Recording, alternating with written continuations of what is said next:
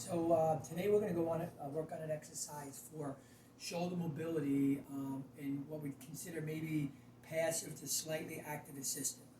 Usually somebody with very stiff shoulder, and that we don't want them doing a lot of above shoulder work without some support. Okay, so what you can do. So typically, even if you're just doing one shoulder, a lot of times I'll tell people to do both, just because there's not a twist in their back or not. So it just makes it a little bit easier to do it without causing potentially any other problems. So you're going to put towels about both hands.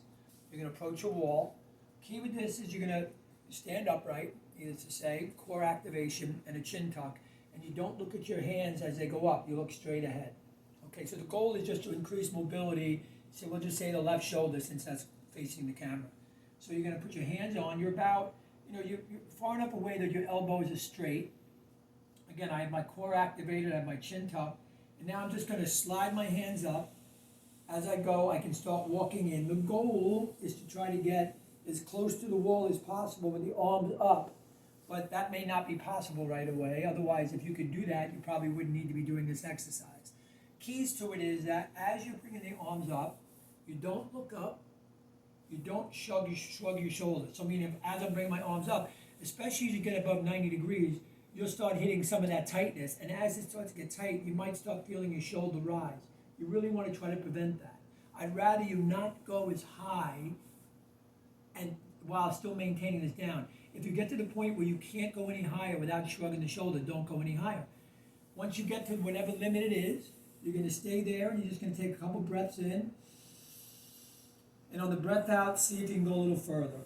Okay? So the goal of this exercise is to try to get as high up as you can while breathing, keeping all the technique and the form in line.